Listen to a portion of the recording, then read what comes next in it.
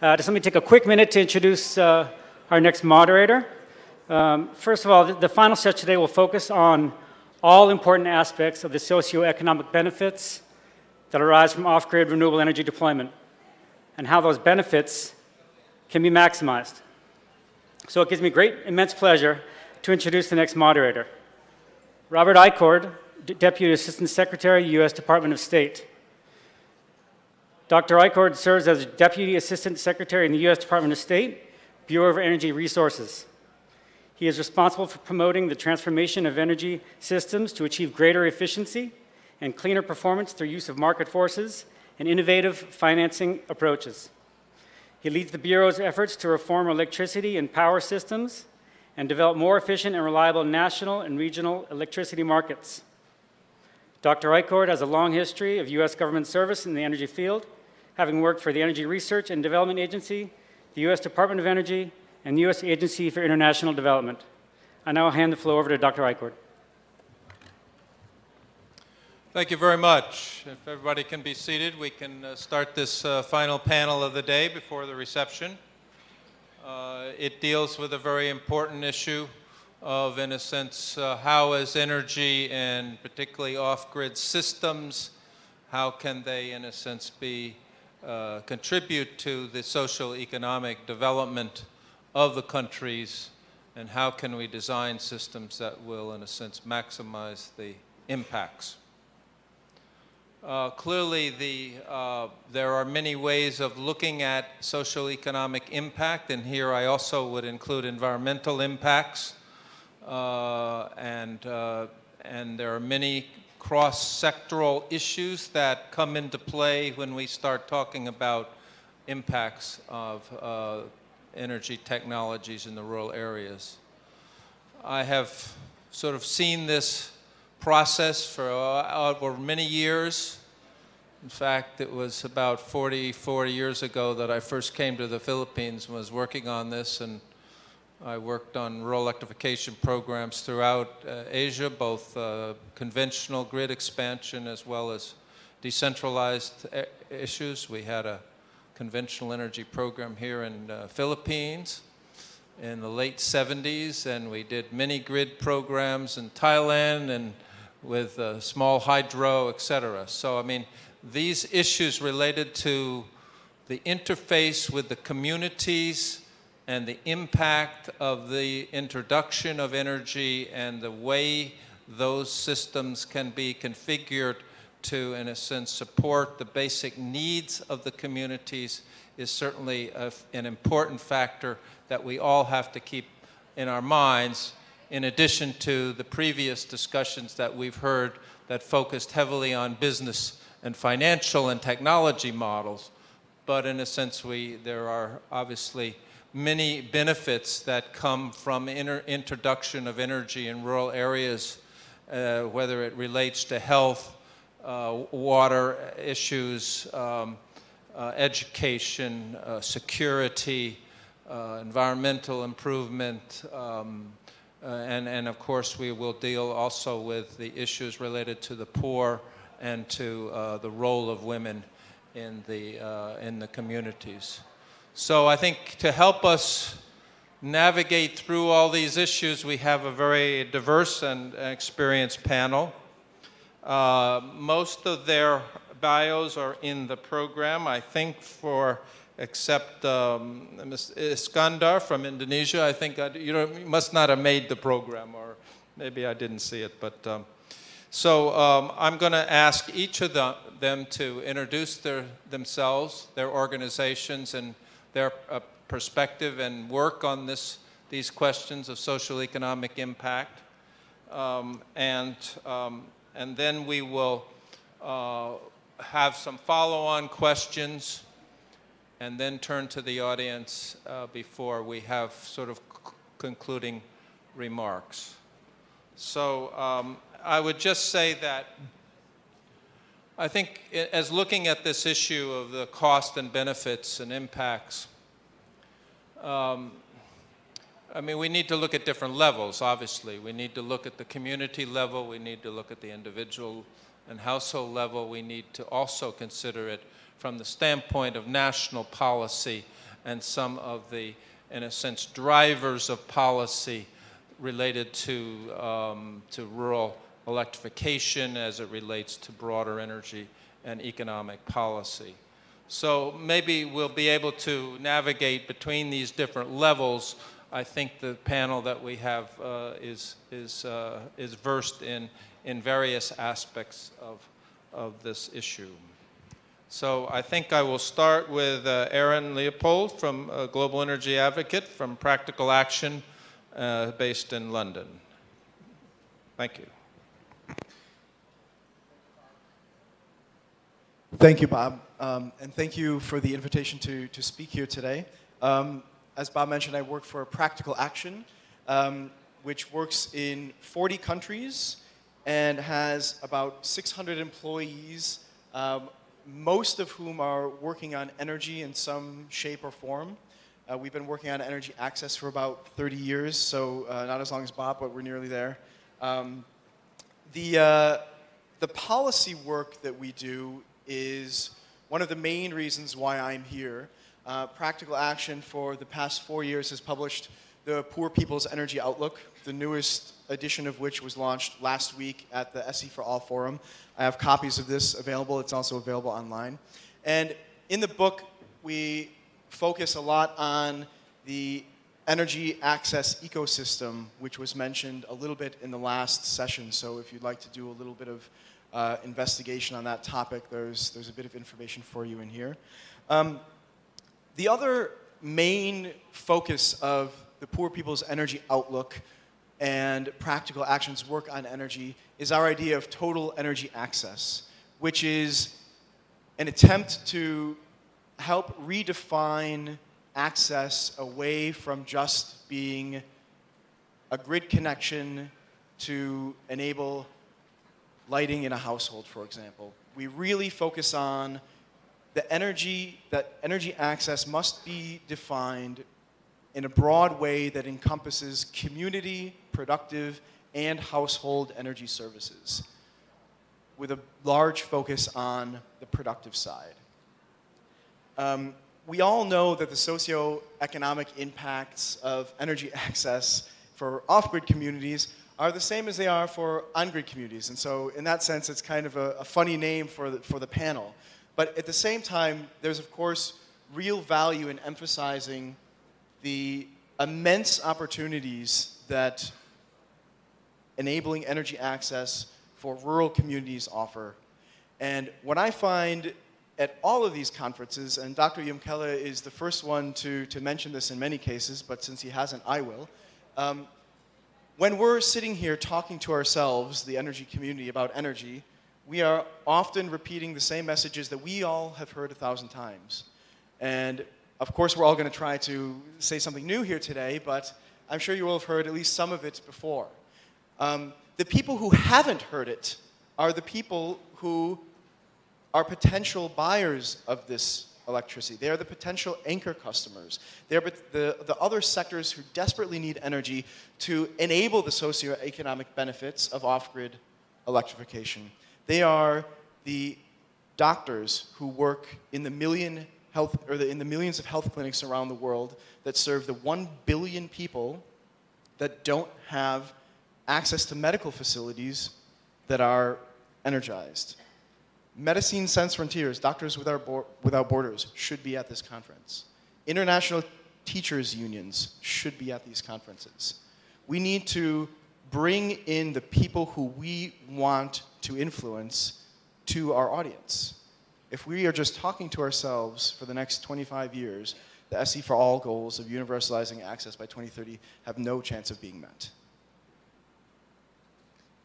The last thing that I wanted to mention is that the socioeconomic benefits of access are highly dependent on the type of access that we're talking about, which brings me back to the total energy access perspective that we try to take in Practical Action. When we're talking about a solar home system, you can enable students to study later at night. You can power a low voltage television for entertainment and for news purposes, which is of course tremendously important. But you can't run a motor, you can't run a sewing machine, you can't run a hairdryer. You can't do many of the things that enable people to earn money. And solar home systems are a dire necessity in very much of the world, but they are not going to solve the access problem alone. And one thing that we need to recall is that M-Copa, which is a very successful solar home company, just about 2 months ago received a commercial $10 million loan to expand their business, for which they should be greatly and loudly applauded. These types of loans are not and will not be available for mini-grids and larger off-grid energy systems that are needed to really provide meaningful access to the poor and therefore provide the meaningful socioeconomic, the broad range of meaningful socioeconomic benefits that off-grid electrification has the potential to provide. And I don't want to start the whole financing conversation over again, but I feel it necessary to say that while we had a lot of really optimistic talk earlier about just finding the right business model, just find that sustainable business model. You know what, we've been trying to do that for years and years, and there are good business models, but for mini-grids, for example, those business models that are successful, they require repayment periods of 20 years, and commercial banks want their money back in 3 to 5. They're dealing with poor communities who can pay just a little bit a month. And so there isn't a realistic way for these types of companies to rapidly ramp up their revenues in these contexts. And so I think we just need to be realistic about, if we're to provide meaningful access to these people in a broad spectrum of energy services, which is what they deserve, we have to be realistic about keeping the public financing option open and to recognize that grant-based financing for a lot of rural electrification projects is going to be something that will be required for the foreseeable future. Someday that will change, and I very much look forward to that day. But up to now, let's just keep things grounded in reality. I thank you very much.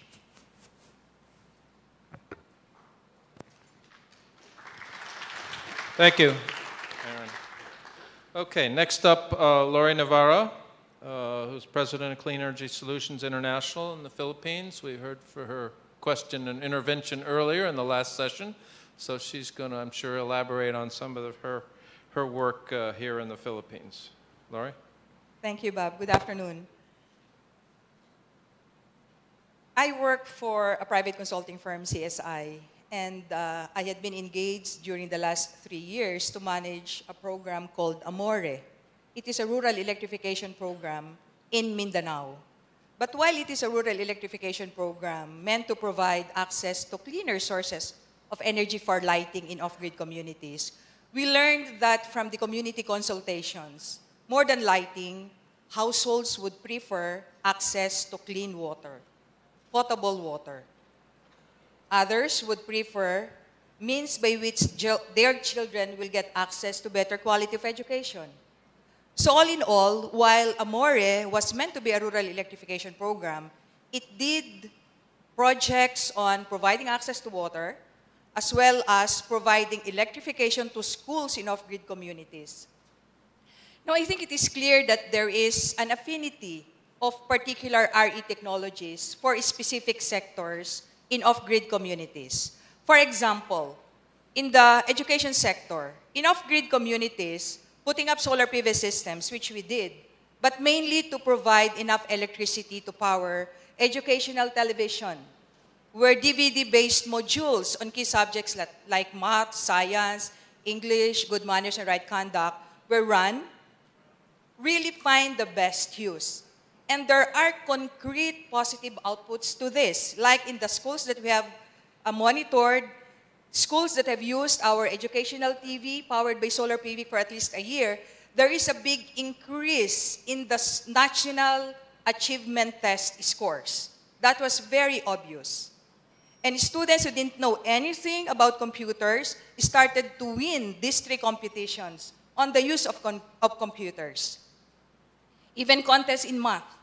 But while there are these very tangible output, there are also non-tangible output like there is a reduced absenteeism of school children because they're just too eager to go back to school and watch the next module of DVD because at home, remember, they don't have access to electricity. Even the manners, the good manners have been improved. Like they started to idolize the heroes that they watch on the DVDs. So parents are just too happy. But the big problem here is these systems were provided as highly subsidized systems. So the challenge remains to be the sustainability. Where will the school get the money to replace the batteries, which will die maybe in 3 to 5 years' time? So as a strategy, what we did was we coordinated with the Department of Education. That's the government institution. While Amore was a multi-year project, it will end at some point in time. And in fact, it has ended. And so we have been looking at the Department of Education to continue providing the maintenance requirements. There were other mechanisms that we installed, like the parents who were just too happy with the results of the educational television were willing to put in monthly contributions of, say, 5 pesos, 10 pesos a month, but this is not something that can be relied upon. So what I'm saying in here is, while renewable energy like solar PV has a natural affinity to provide access to education in off-grid communities, the challenge remains to be the sustainability. Also, one of the projects that we did in providing access to clean water is in an island community where the households would have to take the boat and travel for, say, 30 minutes one way to buy potable water from the poblacion, pay somebody to carry the water back to the household and stuff.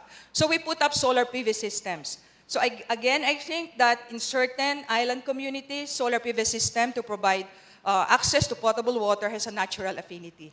But again, the problem is the sustainability. These systems were provided at highly subsidized cost. The good thing is, in the selection that we did, site selection that we did, this particular island community has nearby resorts. So apart from the income generated from the sale of potable water from households, this particular water station could sell water to commercial establishments. That will definitely increase the income of this community.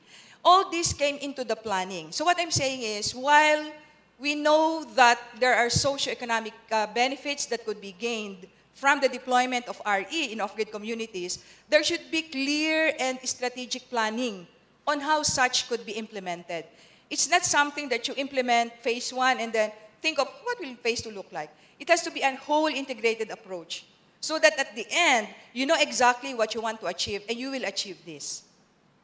We also did rural electrification. I think some of you were also present in the previous section. I don't want to be redundant.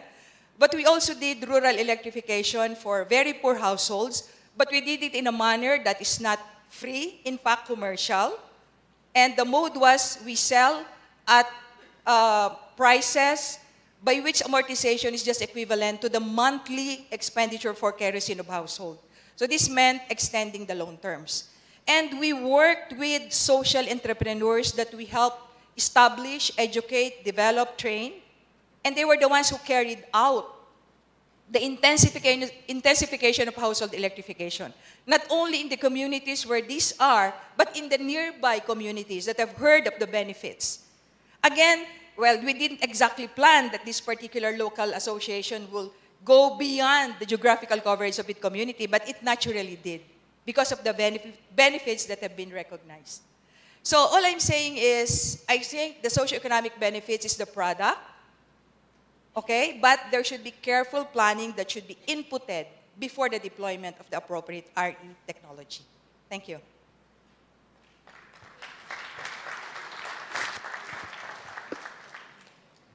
Thank you very much, Laurie. So Aaron has stressed meaningful access, and Laurie has just stressed the sustainability challenge and the importance of planning and local organization for sustainability.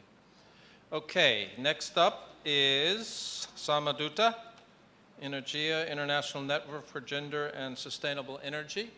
And of course, obviously, the issues of the role of women and the impacts of electrification and decentralized systems can have enormous impact. Kelly didn't mention earlier that one of the key themes of Sustainable Energy for All was related to women's issues, particularly women's and children's health. So this is a very, so you may want to comment on that. Thank you. Thank you, Bob. Like you said, I am going to focus on the gender issues, which is very key important in this whole jigsaw of ecosystem, energy ecosystem. And what we find typically is that the lowest level of disaggregation that is seen is at the household. Now what I want to do is to make a case for further disaggregation, which is deconstruct the household into men, women, children, and so on. Now, there has been a fair amount of discourse on gender issues in the energy sector, but it's all typically related to women carrying fuel wood, the impacts of indoor air pollution and health aspects and so on. And typically all of this treats women more as victims, which is of course very important. I mean, it's a very important segment of the discourse. But what I want to focus on is a different aspect. Which is much less recognized. That is, a large number of women are slowly but very steadily actually becoming a part of the energy access solution. And by this, I mean that they are selling energy services, they are disseminating, maintaining, also financing energy services, and at a fairly large scale. The typical criticism that the gender advocates receive received is that this is all very anecdotal and it happens once in a while case, but that's not really the case. And we have examples from organizations like Selco and Seva in India, from Gramin Shakti in Bangladesh, from the Cook Stoves program in Cambodia, from the Cook Stoves and Hydro programs in Nepal, Solar Sisters in Africa, all of which have done this task fairly convincingly. And these are at scale. In Cambodia, it's 2 million cook stoves. In Nepal, again, it's at least 300, 400,000 cook stoves and biogas plants that are disseminated largely through women, or with a very large role for women. So the point is that these are not anecdotal cases. And it really makes sense in a number of ways that women actually that focusing on women and women's economic empowerment for energy access actually becomes a core strategy. And there are several reasons for it. The first being that this is probably a known statistics, but 70% of world's poor people are women. So in terms of development effectiveness, if energy access has to be equitable, then it must reach men and women equally.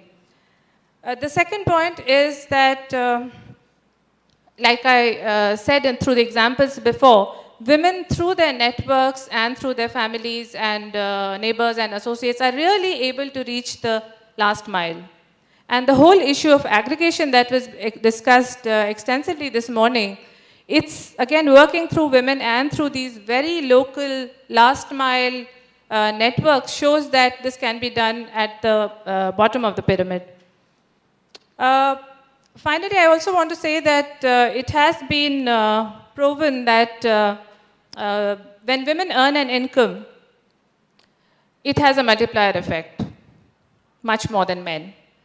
So they do tend to spend more on their families, on education of children, and so it leads to an impact which goes far more than just immediately the person. So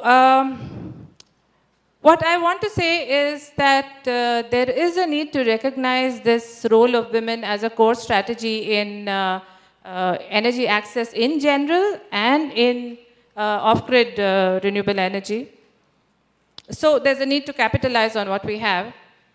The second point I want to make as a conclusion is that the socio-economic benefits are more to do with process than with the technology.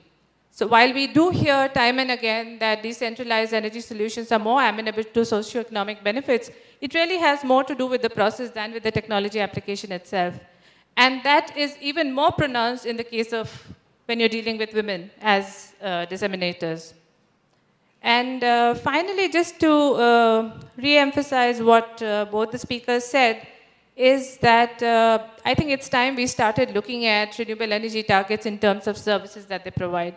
Hours of lighting, hours of sewing machine that can be used, increased income through small enterprises, through an energy input, These could be small things like weaving, carpentry, and that sort of thing, very decentralized,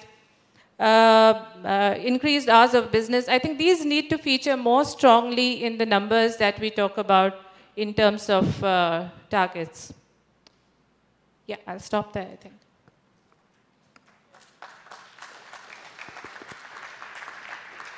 Thank you very much. That is very helpful to remind us of all the potential positive roles that women can play in enterprise development and income generation, and we'll come back to that. Next speaker is Iskandar Kunaradi, co-founder of IBECA in Indonesia. And I've talked with him briefly, and he promises me he's going to have a different approach to social issues than we have heard in the past. So the floor is yours. Thank you. I come from an institution named IBECA. IBECA is an abbreviation in Indonesian words. If I translate to English, is initiative for people-centered business and economic, like that. So then for us, energy just an entry point to make what I call the social transformation. Social transformation from poverty to well-being.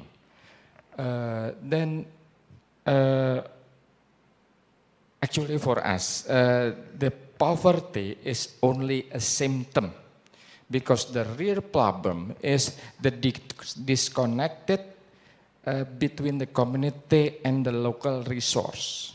So renewable energy is a powerful things, powerful tools to reconnect the community with their local resource. But to do this, then we have to have a change in paradigm. Paradigm in the nearest things is paradigm from centralized power generation to decentralized power generation. So decentralized power generation, it means off-grid. But I will go further for the second paradigm, but I will go deep a little bit in decentralized power generation. Actually, this morning about the policy, for decentralized power generation, there is also a difficulties for us until now, because from 2008, I finished, November 2008, I finished off-grid 500 kilowatt with the medium voltage 17 kilometers, that until now, the government of Indonesia do not give permit to operate this system. It's simple, because the transformer in power plant, there is 3 power plant which is interconnected, hydro, all are hydro. The transformer in the power plant is using delta configuration, not the star. So it is, I think this technical terms only used for the big power plant. If a small power plant, I think we have to reduce the complexity, reduce the technical difficulties. That because this power plant will be operated and maintained by the local community. The second example also, there is a power plant that already operate, maintained by the local community, but it is parallel to grid, so the community can get income from the selling the energy. Suddenly the local government will take over, because they can earn about $8,000 per month. Only $8,000 per month.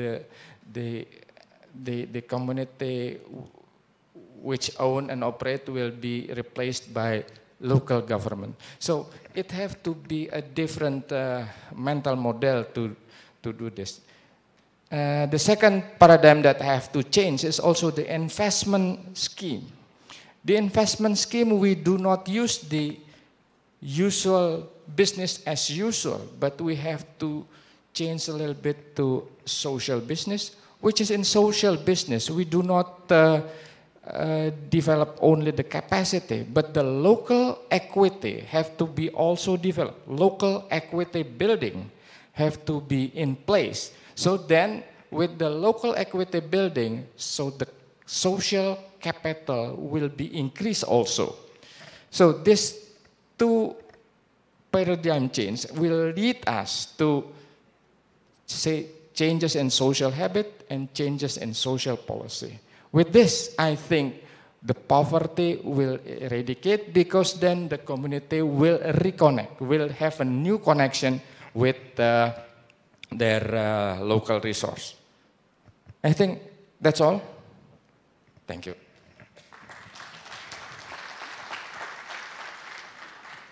Thank you, Iskandar. Next we have Dagmar Zeevi. I'm not sure I pronounced that right, but she's sector leader, renewable energy, from the Netherlands S&V Development Organization. She's worked in many different continents, and Latin America and as well as Asia, and so she has experience to share with us today. Thank you. Okay, thank you for the introduction. For people that don't know SNV, we're indeed the Netherlands Development Organization, an independent of the government organization funded by many donors, probably present here as well. We're active now for 48 years and currently in 38 countries worldwide, of which most of them are the poorest countries of the world. Our focus is on agriculture, renewable energy, and water and sanitation hygiene. And today, of course, I'm going to speak mainly on behalf of the renewable energy sector. When it comes to renewable energy, all our activities are on off-grid. So it fits in the topic of the day. And recently we started also working in mini-grids as well as other off-grid solutions like biogas, clean cook stoves, agricultural residues, lighting and communication, or energy access for lighting and communication, and off-grid solar, for example, solar lanterns. SNV is also one of the founding partners of the Global Alliance for Clean Cook Stoves. I think worldwide we're probably most well known for our work in domestic biogas. And this is also the topic I want to focus on today, and I want to speak on behalf of the domestic biogas programs in this session. SNV has implemented almost 600,000 household biogas digesters worldwide in 20 different countries. With an average of 5 people per household, we have influenced the lives of millions of people worldwide through having access to domestic biogas. And this is also where I actually disagree with what Aaron said, to start the discussion already, because I don't agree that the advantages of renewable energy solutions are different for off-grid or on-grid households. Because when it comes to biogas, there are many advantages that biogas technology gives to households that you cannot get from a grid connection. For example, and this is one of the leading reasons in Vietnam why people invest in biogas solutions. One of the main reasons why people invest in biogas solutions is not so much only the economic side, and it's not so much only the access to energy, but it's also the improved environment. Waste is a big polluter, or animal waste is a big polluter for the households. It attracts diseases, it smells, it pollutes groundwaters, etc., etc. And by giving them access to biogas solutions, they also have this added advantage, which the grid will never give to them. So I'm sorry to disagree. The thing is that actually, I don't even, and the same for biomass to energy. A lot of people these days are using the very popular term waste to energy. And I don't agree with this term.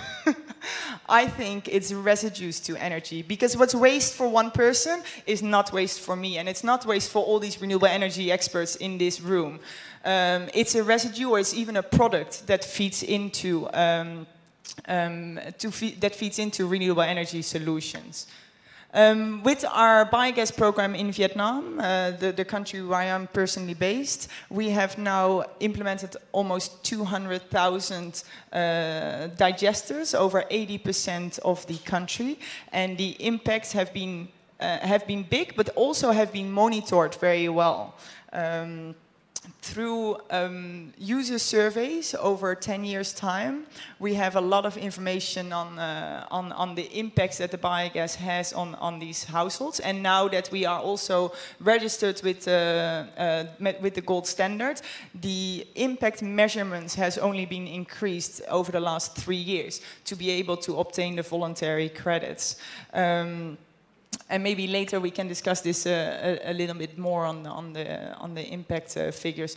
But benefits, you can think of a connection to toilets, waste management, access to energy, access to lighting, but also, and in 95% of the cases in the latest user survey, there was only, the draft was made a week ago, or was finalized a week ago, we can see that 95% of the households that have now access to domestic biogas in Vietnam have more than enough access to biogas to replace all their fossil and traditional fuels, but also in many cases have excess biogas. And this excess biogas can be used for other income generating activities. You can think of simple activities like women cooking extra sausage to sell it on the market, but you can also think at larger scale solutions, the more productive use of biogas, like tea drying, of cassava drying, rice paddy drying, etc., etc. So there are many other impacts that come from access to biogas, and even in some cases electricity production. But I have to be honest, in the domestic biogas programs of SNV, it's very limited. The amount of biogas is quite small, and the investment in a generator is relatively high, even the small ones. But we do see some, and we do see a lot of engines that will be turned around to old car engines that will run on biogas, for example. And later on, I might be able to give a little bit more impact figures during the question and answer. Okay, thank you.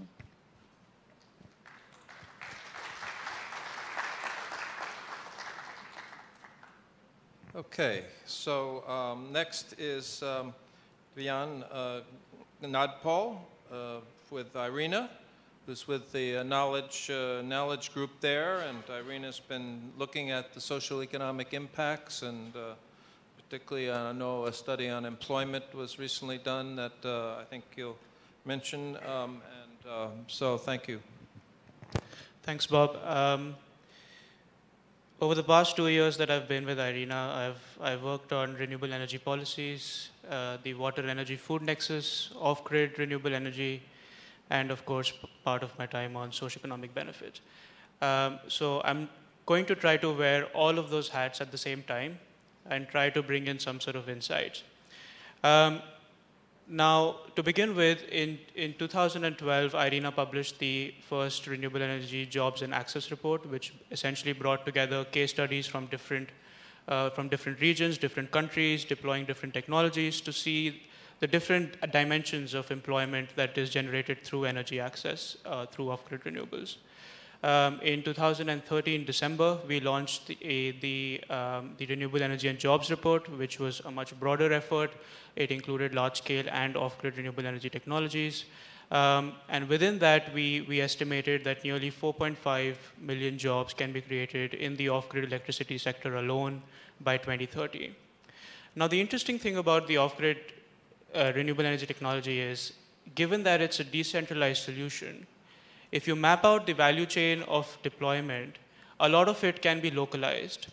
Now, if you talk to a number of practitioners and developers nowadays, a lot of them lay a lot of emphasis on engaging local capacities, building local capacities, involving local communities at different stages of project development. Now, that's not essentially because they want their primary purpose is to stimulate socioeconomic development per se, but because it helps in improving the sustainability of their business models. Now, that is one element that we need to, of course, consider in these discussions. The other interesting bit that we also talked about a little bit in the report, and it's increasingly becoming an important issue, is we need to start supporting communities upwards of the energy ladder. Standalone solutions, for instance, which can provide lighting, etc., they cannot be the starting point and the end point of energy access efforts. So accordingly, a lot of the rural electrification initiatives, a lot of the private sector enterprises have to then develop business models that can accommodate a rise in the desire for the kilowatt hours that rural communities or rural households will go through. You start with a light, you want a mobile charger, you want a refrigerator, you want a television, you want things, you want more and more energy. And then in a centralized scenario where you have a grid, it's easier to add capacity because you have a more centralized approach. In decentralized, it's more of a challenge that it needs to be accommodated accordingly. The other bit that the Poor People's Energy Outlook captures quite nicely is really looking at the nexus between energy access, electrification, health, education, etc. Now, this is very interesting. We discussed the 1.3 billion figure so many times, but there are other figures like 783 million without access to clean water, or another 1 billion who are served by health facilities without electricity, or more than half of all children going to schools without electricity. Now, all of these together pose a development challenge, right? And we see that off-grid renewables can play a role in addressing all of these challenges collectively. And this then creates a case, a very compelling case, for thinking about the energy access and policies in a more holistic way, in a more nexus-oriented way.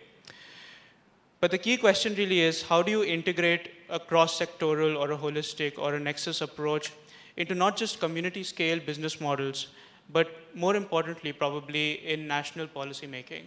Now, the work that I've been doing on the water, energy, food nexus, that probably I can draw some parallels from there, because we have to break down the barriers between the institutions themselves. If in existing government structures you have the Ministry of Energy that is looking at renewable energy, you have the Ministry of Health, which is different, you have the Ministry of Women's Empowerment, which is different, you have skills and entrepreneurship ministries. Now, how do we promote interaction between each of these ministries and then come out with solutions which look at the entire ecosystem rather than just looking at number of households electrified and then moving on to the number of medical facilities electrified and then moving to the number of schools electrified? So this holistic approach is something that we need to think about, and of course we are not advocating the fact that government structures need to be redesigned, but it's merely a question of breaking down the existing communication barriers between the different ministries themselves. When I attend water, energy, food conference nexus discussions, very often I'm in the same position as the financiers this morning, and the discussions are mostly centered around water, and they ask, where are all the energy people in this room? And I'm hesitant to raise my hand because there aren't many in those discussions. So that is the whole point about breaking down those communication barriers and having different people talk to each other in terms of breaking down those barriers. So that's my initial insights into this particular topic.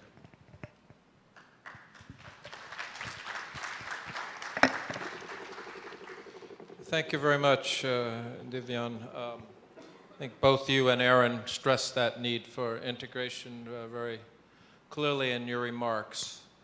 I think we have a number of themes here that have come out. I think one that I'd like to explore further is this issue of the institutional implications of off-grid systems. We've talked about working with communities, but in a sense, in my experience, this issue of how you work with local communities is a very tricky issue. It varies a lot between countries because of the cultural and social economic issues. But I think coming back to Iskander's point about the transformation in terms of poverty reduction strategies, I think then in a sense it is a critical dimension as to how do you try to work and organize who is best suited to do that, because it's often tough. I know I've talked to US companies have tried to go into villages and they say, we just underestimated totally the effort that it takes to develop a supportive environment on the community level. But we know that in many countries there are, there are a network of NGOs and others that are active in the rural communities, and so what role should they play in this regards in terms of developing an overall approach to it? So that's one question that I think I'm not going to direct to any one panelist, but I want to try to get some comments on practical experience on that question. The second is, Aaron was talking about meaningful access. We've talked a lot, and the title of the panel distinguishes between basic and productive needs. Some of my colleagues vehemently object to the use of productive as only commercially oriented activities, because they see it as, in a sense, an issue that relates to investment in people. And therefore, the issues of whether you're talking about health or education or security or a variety of benefits that can be furthered through these programs, you are investing in the development of the capacities and the future of the people in the village. So I think one of the questions is, how do you look at this issue of productive uses? And two is, what kinds of approaches are necessary to take to ensure that the electricity that's provided, or the fuel from biogas, et cetera, can have maximal economic impact, whether it's a sewing machine or whether it is a grain grinder or what have you, so that in a sense you're getting the maximum economic benefit and creating those kinds of income generating activities at the village level. So let me throw that out to our panel, and then we'll go to the audience too for that and some questions.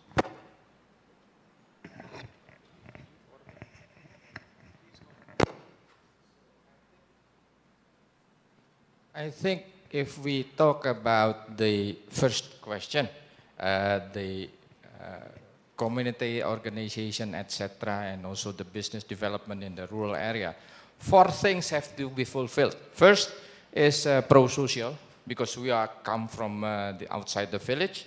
Second, reciprocity and fairness. Third, empowerment.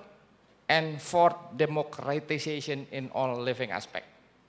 So if one of the requirement is not fulfilled, then the program will not succeed.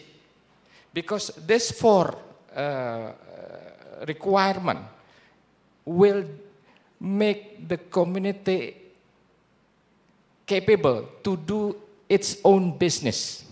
So we don't give any things to them. They will develop their own business. So then, if there is electricity there, directly the community will use the electricity for their own benefit, for their local benefit, for the local capital, social capital foster. I think that's all. Thank you. But you may need to, in a sense, provide or have other forms of credit or things like that that can provide the inputs so that you can use that electricity more effectively. Yes, of course. But then we don't have any difficulties like giving charity to them, because they have already capability to pay back their loan for that. Even then we talk about not business as usual loan. Maybe if business as usual, they have to pay back in 5 years, maybe 8 years or 10 years or even 15 years, but they can do it by themselves. Thank you. So just quickly, I wanted to just clarify, Dagmar, that I did not mean that on-grid was kind of the answer for the urban scenario. I meant only that we don't necessarily need to single out the benefits of electrification for rural communities, because they're the same for the urban energy poor as well as the off-grid energy poor, or the rural energy poor. And I completely agree with you on the benefits of biogas. One of the great benefits is the productive use, namely cooking. And I feel that Bob, I would agree with your colleagues that argue that productive uses need to be considered in a very broad way as well, and definitely non-economic productive uses are key to consider when developing an access regime.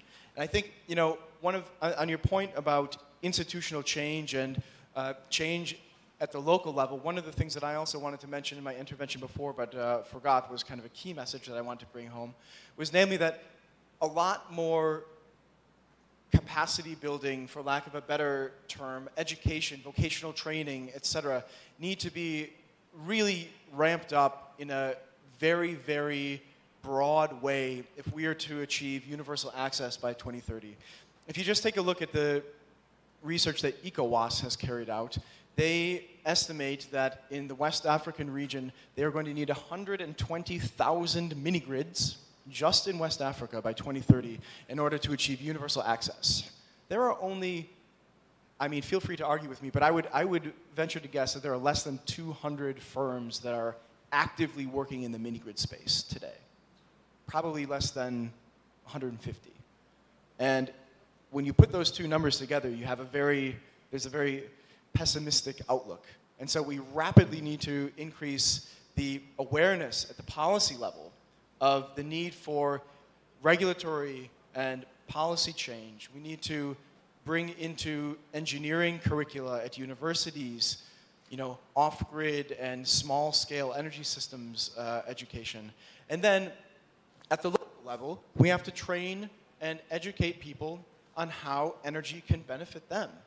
You have a lot of cases, especially in the cook stoves, in the cooking sector, where people who would benefit in terms of health and economics and reducing their time doing a lot of manual labor with gathering firewood, from switching from traditional biomass over to modern cooking appliances, and they're uninterested in doing it because of, you know, cultural norms and not trusting the technology.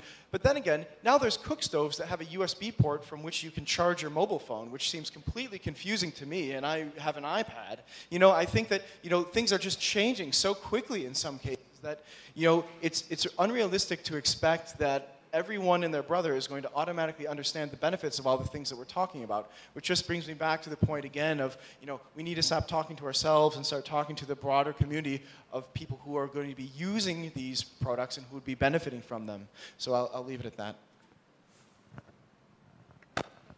I'd like to deal with this question on who does what, which you also did, and draw some lessons from a program that I'm handling. This is an ADB-supported grant, actually, which is piggybacked on infrastructure loans, electricity sector loans in Sri Lanka, Bhutan, and Nepal. So there are NGOs involved, civil society organizations involved in the 3 countries who are providing the last mile support to the utility. In terms of, they're operating in areas where electricity is coming in, grid electricity primarily, coming in or to come in soon, and providing support in terms of awareness creation, in terms of telling people how to use electricity, use it more productively, conservation issues, safety issues, and productive uses. And it's working well because it creates an appetite for electricity. It also helps the utility because the utility doesn't really have the infrastructure to go and spend that much time at the most local level. However, I also want to emphasize that this is a very painstaking process. It costs a lot of money. It takes a lot of effort. So it does improve the effectiveness of the service, but there is a cost attached to it, and that's something to keep in mind. And the second issue about basic and productive, I just want to say that there can be no productive use of energy without meeting the basic, if we just stick to the traditional definition. In most rural areas, people have a very, very hard working day. Women work 16 to 17 hours a day, but not just women. And a lot of that time is spent in very basic subsistence kind of tasks. So if you want to produce, if you want to use electricity for productive uses, we must first free time from these tasks. So to me, productive comes after addressing basic. We can change the definitions or whatever, But the productive is not likely to happen without first addressing the basic needs, however we define it. Can I go next? Yes, also on the first question on institutionalization and how to reach the people out there in the field. SNV started with its domestic biogas programs in Nepal, but is now active in 20 countries and together with partners. And in most of those countries, there's a very close cooperation with the government, but the focus is on market development. The focus, the partnership between SNV and the government is on market development. In many of these countries, before we entered, and Vietnam is one of the many examples, there was no market for domestic biogas. There was no supply and no demand. So both sides was a problem. So the partnership with the local government was extremely important to create awareness out there and reach the people in all the areas and all the regions of a country.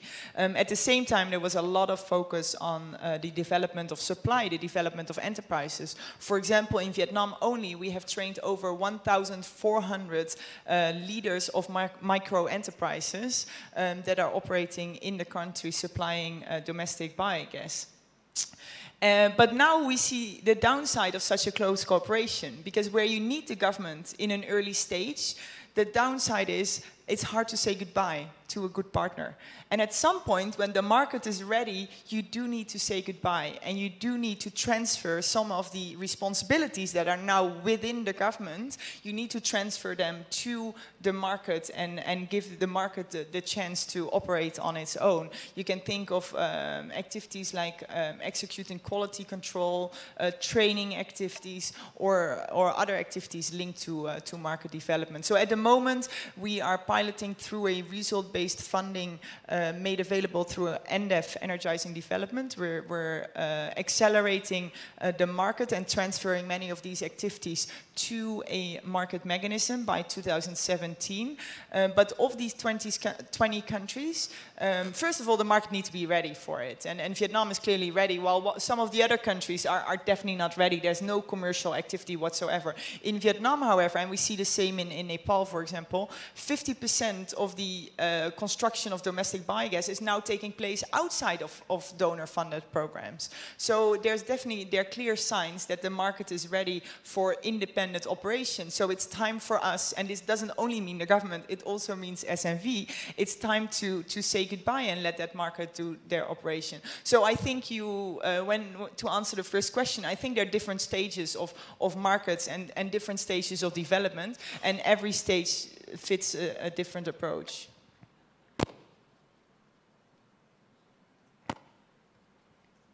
Okay. In the deployment of renewable energy in off-grid communities, I've always believed and supported the idea that there should be community participation. There should be community organizing, capacity building, because this is the key to the acceptance and support, and ultimately the sustainability of the systems. In the past, I know of many projects that have failed definitely because of what I call the touch and go approach. So they just go to the area, put up what they'd like to put up and leave the systems. So the users, after a short while, wouldn't know what to use the system for, how to maintain the system. Okay, on the issue of how to maximize the socio-economic benefits from the RE technologies that are deployed, we recognize that there are inherent limitations to specific RE technologies. For example, in the use of solar PV systems for household lighting, there's nothing much that you can do more with the power that is generated from a 20-watt peak solar home system. So that's it. But in communities, off-grid communities where there are potential for, say, micro-hydro, that is where the potential for socio-economic benefits, not only meeting the basic needs, as what Soma said, which I also believe should first be met before doing any economic activities, will happen. Like in one of the communities that we have electrified through a micro-hydro, it's just a 6-kilowatt system. After providing electricity to some 80 households, they were very happy about it. They started tapping the mechanical power for corn milling, and still there was excess power, so they put up a battery charging station for the farther households that cannot be tied to the grid. So all these activities came in naturally, but after only meeting the basic needs. Thank you. Thank you. Okay, let's turn to the audience for comments and questions. I think we have a number of issues that can be fodder for discussion here. Also, I wanted to also raise the issues that we've talked about a little bit and were clearly brought out in previous sessions about affordability and subsidy issues. What is the role of that as part of public policy? Because obviously we have, in a sense, energy policies and others that give incentives and support to different energy sources. How about when we start talking about decentralized systems? What is the role of subsidies, and can you move? How can you move off of subsidies, you know, as quickly as possible to try to move toward greater market commercialization? So, in a sense, let's open it up now and to see where it goes.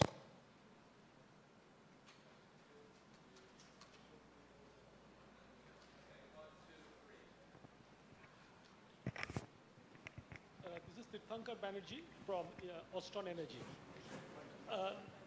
Closer to your, please. Hello. Yeah, okay, now it's working. It's a question mostly directed to Aaron, but I think it's applicable to the others. Now, Aaron, you mentioned that it's relatively easy to get financing for these small off-grid systems, the residential or other these microsystems. But it's not easy to get for the mini-grid type of systems. Now, I'm wondering why. Because one is you said that the payback period is long. But if you consider the mini-grid vis-a-vis, say, diesel generation, there the payback period is in the order of 5 years or so.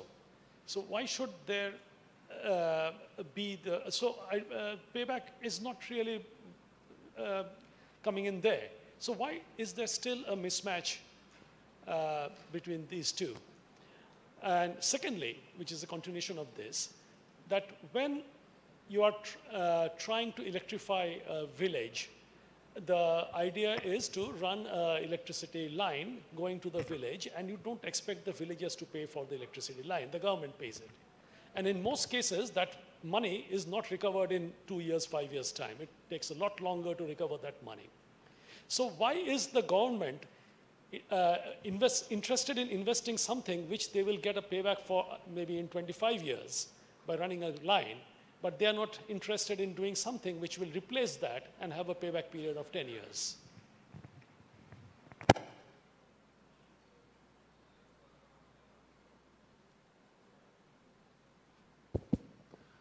So what all people said on the panel is completely the right direction. So we have to see it. Access to energy for rural areas is a window. And we have to see it in this way, is a window for more development. And we can't leave it only to energy companies who are providing this energy.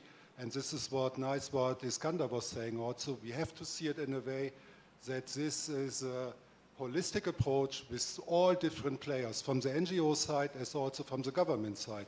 What we're doing here is also very, very important contribution for local governance. So that we empower these people in these remote areas. This is sometimes, it could be the problem that is also not always in the interest of the local governments. This is what we really have to be aware of. So NGOs, energy companies who have a commercial interest in providing energy, NGOs want to empower the people, want to open using energy as a window here for more development, for more income generating activities. What brings more local governance, with empower more the people. Sometimes keep in mind it's not in the interest of the local governments and they are not pushing this forward. We must be really aware about it.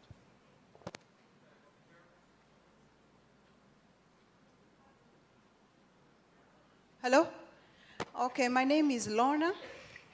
I'm from Kenya. I work for the government in Kenya. And I don't have a lot of questions to the panelists. That was a good try.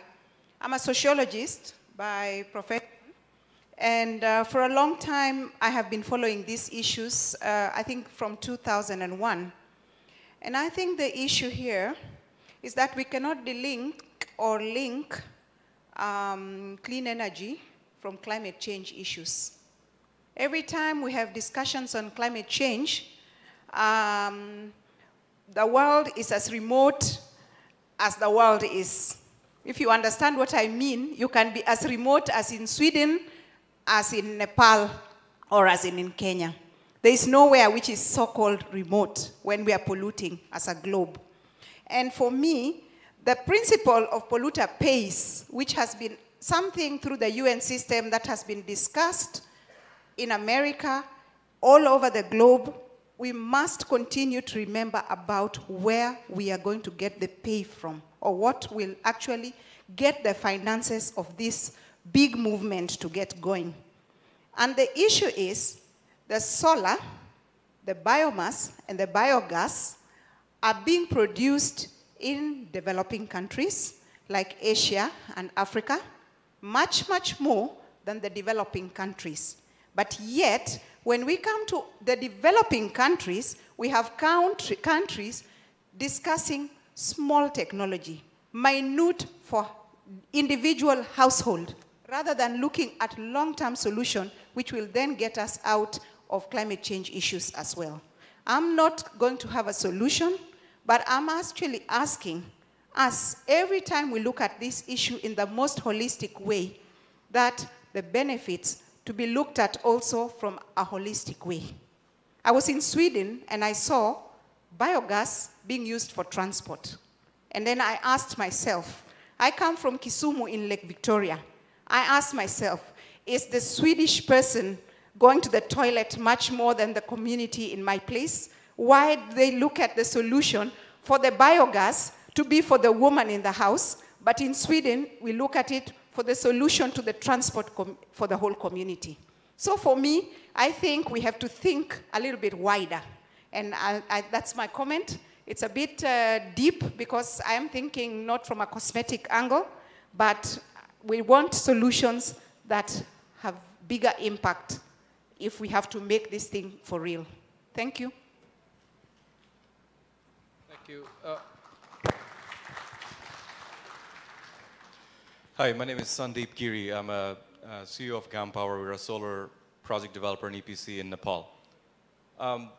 You know, this whole issue about whether it should be for productive use or for basic use first, which is more important, this or that, I'm not even sure why that is a question. You know, because I don't think one survives without the other. We're out there, you know, my company, colleagues. Can you hear me? Okay.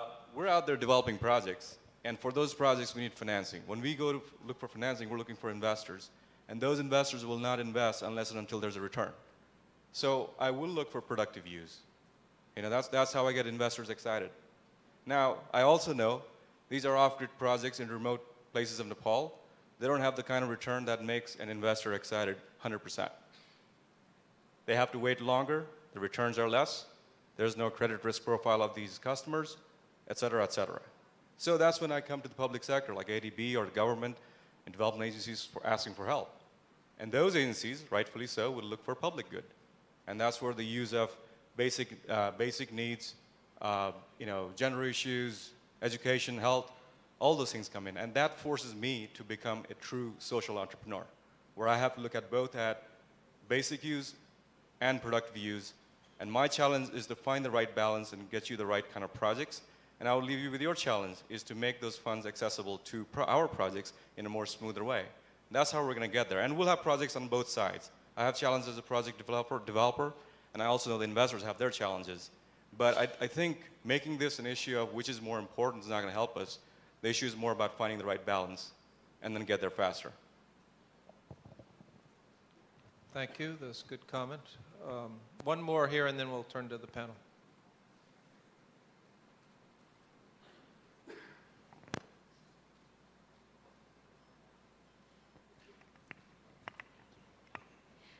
My name is Dipti Vaghela. I represent a knowledge exchange network for practitioners of microhydro in South and Southeast Asia. As a practitioner, I wanted to just share that in addition to the many benefits that come from focusing on productive use, one reason for key failures has been that the system doesn't adjust to the growing demand of the electricity needs. And also another reason to focus on productive use is that systems are much easier to scale once they're meeting everyone's needs. Nearby villages tend to know everyone wants the same system. But our challenges have been, one, there's no technology innovation or development for micro-scale end uses of agriculture processing. So to find a rice huller that works for an 8 kilowatt microhydro system for a community of 50 households, in India, it's difficult to find that rice huller just off the shelf. Also, there's a need for capacity building for livelihoods, as someone mentioned earlier, the whole market chain, how to keep accounts, to the more just basic unrolling the market. Also, there's a need for transformative financing for productive use. So this session, taking it back to the first two sessions, where's the policy, where's the financing for everything that you're talking about? It's easy to say that we want this, but where's the money to do capacity building for livelihoods?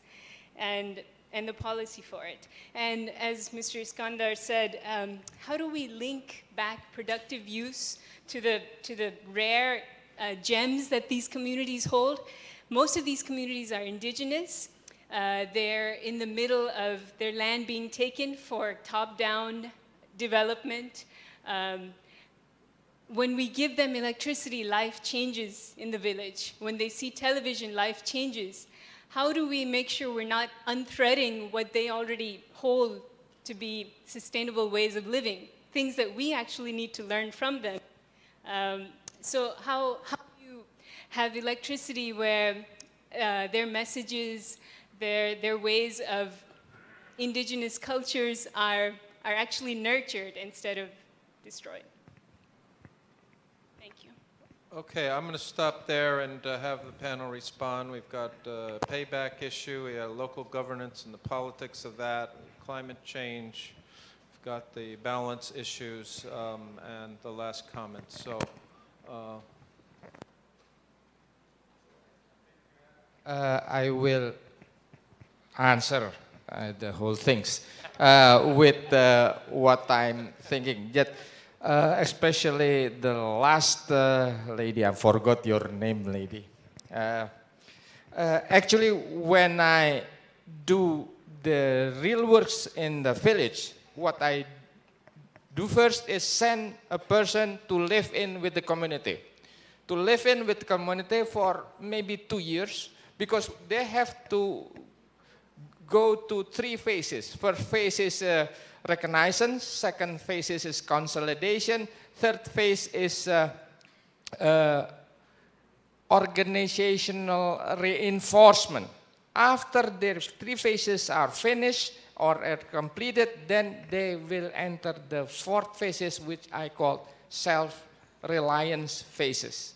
It's about 2 years, 1.5 years on average that they have to go to these phases. After that, then we can do our construction work. If not, these phases are going through, then the sustainability are not there. The local culture is not cannot be preserved, etc. So I think the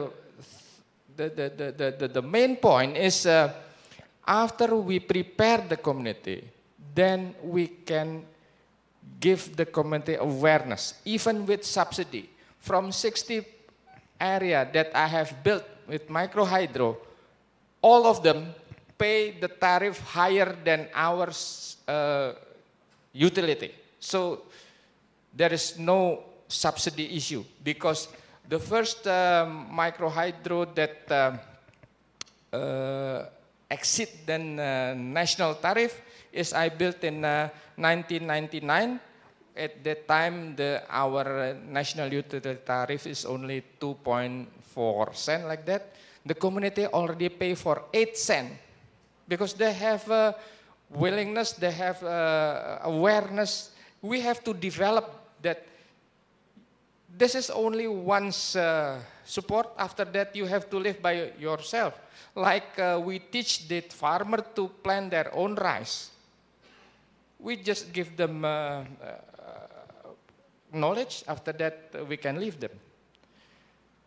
Another things, maybe why the government is not supporting these things.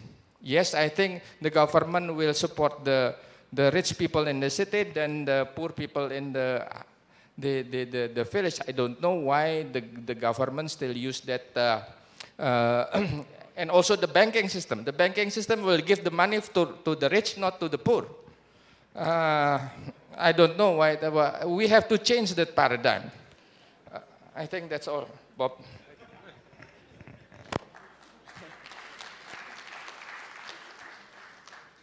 I can give a shot at answering a couple of those as well.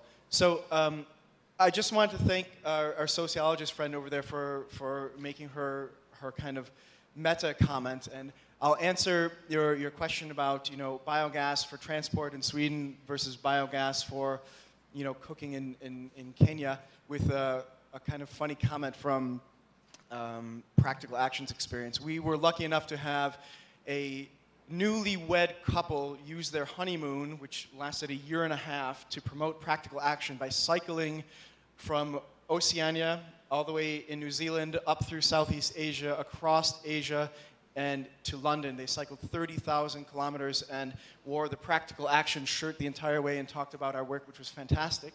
And they took a lot of photos of some projects of ours that they visited. And one of them was a biogas project at a latrine. And he showed a photo of it at the presentation. And he said, "It made me so happy to know that every grunt that came from behind that closed door was leading to energy for what the community needed." And the point of that comment, of that story, is that in Sweden, they don't need biogas for cooking. But in Tanzania, they do. They need biogas for other uses. And what I think Practical Action and many of the organizations up here would tell you is that you have to find the appropriate technology for whatever needs the community has. And that's, of course, your meta message was not lost. But definitely we need to, yes, the polluter pays, but also you can't offer someone a DVD player if they don't have a television. You have to work in steps as to what the people need. I think Andy's point was really key as well about local politicians, that a key barrier for many projects is the local politicians. Again, from Practical Action's experience in Malawi, we had local politicians that were protesting against the installation of a micro-hydro plant because the price would be higher than the subsidized grid price. And they were facing an election coming up, and their local people who were hundreds of kilometers away from the grid, only the capital city in Malawi is electrified via the grid. The local people still knew the price in the capital city, and the politicians were worried that the local people would not accept that higher price. Finally, on the question of pricing and why mini grids are kind of in this black hole of financing. It's very easy to get financing, to even provide financing as a company for solar lanterns or for a solar home system because it's relatively small. And then it's easy to get very high levels of financing from international financiers or national banks for very, very large projects. But microgrids, mini grids fall in this kind of $3 to $10 million, or not even $10 million range, $3 to $7 million range that it's very difficult to finance for some of those banks. And so that's the real reason. They're not big enough and they're not small enough at the same time. And the last point that you made, why are governments willing to pay for a grid extension but not necessarily for mini grids? Well, where the grid goes is also a hugely political question. We are trying to work with ECOWAS in West Africa to plan where mini grids might be feasible in the future because they've said they needed 120,000. And well, they won't share their grid expansion plans with us because it might change next month upon the new election because people gerrymander and when they come into power, they'll send electricity or plan to send electricity to their home communities and not to the locations that were planned for 3 or 5 years ago. And lastly on that point, they don't bring the grid out very far. Even when they do, they don't often pay for that last bit of line. They make the local communities pay for it. In Ethiopia, for example, they define a community as having access when that community is within 6 kilometers of the nearest substation. And the community is responsible to pay for a 6-kilometer line to that substation. But they're already counted as having access just because they are 6 kilometers away.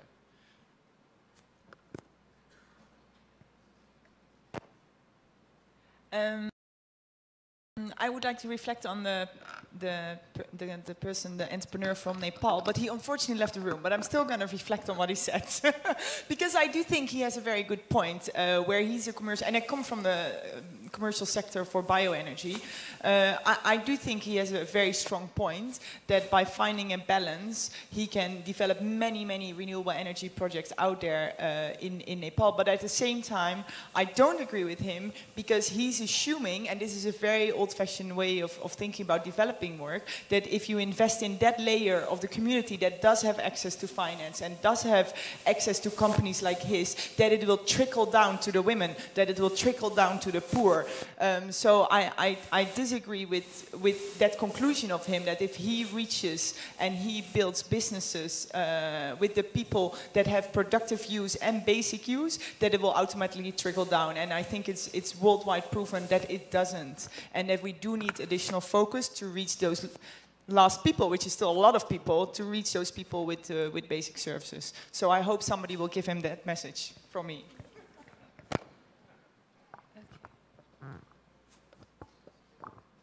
Is it on? Okay. This is to respond to Lorna's point about linkage with climate change, and some other people also talked about linkages with other sectors and questioned why people from other sectors are not in this room when we're talking about linkages. And I just want to share a good practice in this connection, that the energy access sector has very strongly linked its energy access efforts with WHO.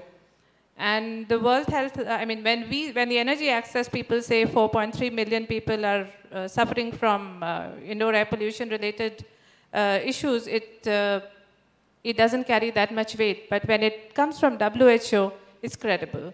And when it comes with solid data, it's even more credible.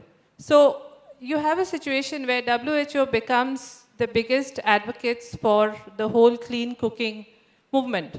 And when it's linked, when it becomes a public health issue, then it also attracts financing, it opens doors, and it just takes the discourse to a completely different level. So what I want to say is that if it's possible to do it, to make that linkage with the health sector, with the leading institutions, I think it's possible to do it with others also. And I think we just need to put our minds together and do it.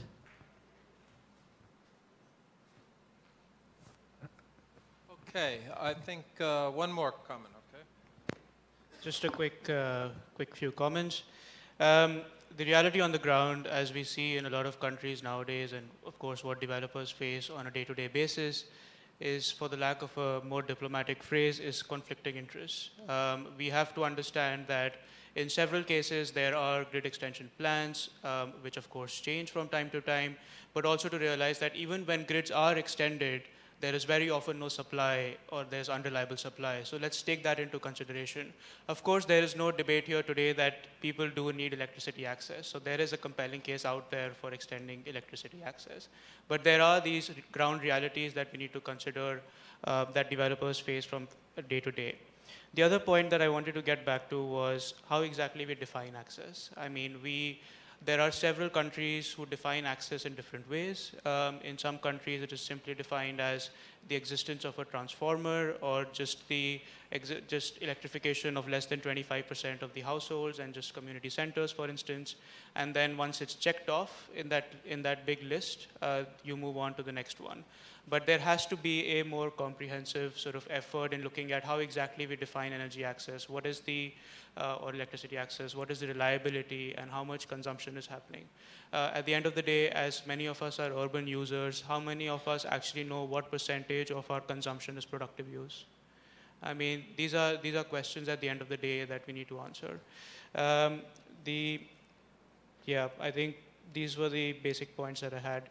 The other quick thing was, you know, one of the entrepreneurs or developers, microhydro developers in Indonesia or Malaysia, while listing out the challenges that he faced, you know, access to finance and capacity, and the fourth one was something he called the Saddam effect.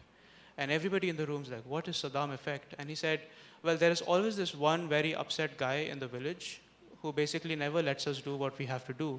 So every night he comes out and he takes away parts of the microhydro plant, he destroys it, and he has his gang that is there.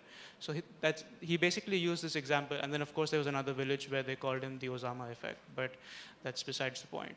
But the bottom line here really is that community engagement, community involvement, community buy-in into the projects is absolutely essential and crucial, and developers do, I think, realize that increasingly. Thank you. I want to ask the panel for any final word within 1 minute, and then I'll make a couple final comments. I have one last point. Okay. With regards to the issue of how to maximize the economic benefits from the deployment of RE technologies or systems in off-grid communities, I think to the extent possible, the use of the RE power generated should be for existing industries, and that it should be clearly demonstrated that there is a value added, like the use of the RE power will bring lower cost of operation and hence more income for the entrepreneur or for the household. From our experience, it has been extremely difficult to use the power generated or the energy generated to start a business that produces new products, for which the whole marketing network will have to be established. That in itself is a separate project. Any other comments from the panel? Okay, great. Well, I want to thank the panel very much. I think I'm not going to try to summarize everything. One of the things that we didn't come up I wanted to refer you to is the report on the Access Committee of the Sustainable Energy for All that Aaron was a key part of, because it touches on many of these issues and reflects a broad spectrum of input from experts around the world, and it deals extensively with this issue of the need to understand the needs of the local population and of all income stratas as we look at the design of systems for the rural areas, which is going to vary a lot in terms of what the most productive and useful applications are. But I think that the issue of clearly of the role of these systems to provide, in a sense, those critical elements of growth, both human growth and as well as economic growth, are clear as we look at the potential here. I think that the work on this issue, and one of the areas is recommended in the report, is further analysis on the impacts. As we look at cost-benefit overall, there's still, in a sense, a lot of, I think, skepticism among policymakers about, in a sense, the cost and benefits. And I think that's where a broader calculus of the cost and benefits can be very useful. You know, talking with Kandi Mkela, that includes, in a sense, trying to get some better data on the issue of how many women die in childbirth because they don't have electricity in the health clinics. That's is something that is tragic, and it obviously needs to be calculated, just as we're calculating deaths from other diseases, etc. So I think that I would say that there is a lot of work to be done, even though we have studies that over the years that show how important electrification is to social and economic development.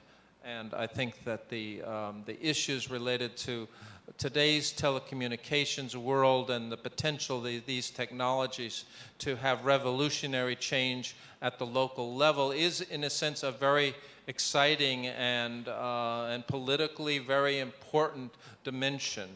I was just in Bangladesh a couple of weeks ago and met with the rural community where there was a nanogrid, And clearly, I think the expectation is that this technology that was introduced in that village is going to have profound implications on agriculture and many different aspects of their lives.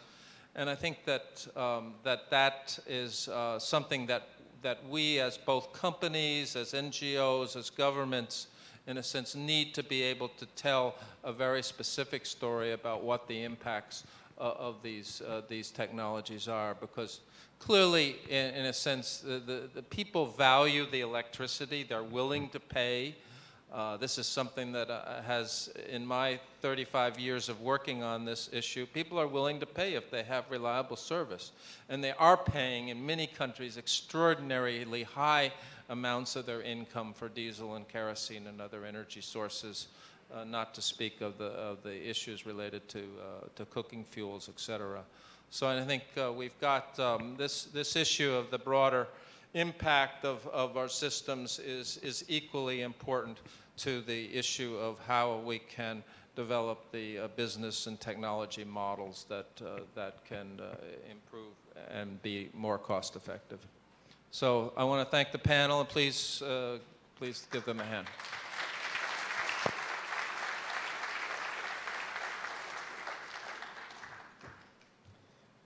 Thank you all. That concludes today's session. I want to give a big thank you to all of you, all of today's participants and speakers and moderators. Appreciate the lively discussion and the insights and all of the perspectives. So once again, I'd like to invite you on behalf of Irina upstairs to the reception at 6 p.m. And we'll see you tomorrow morning bright and early at 9 a.m. for another day of riveting discussion on off-grid renewables. Thank you.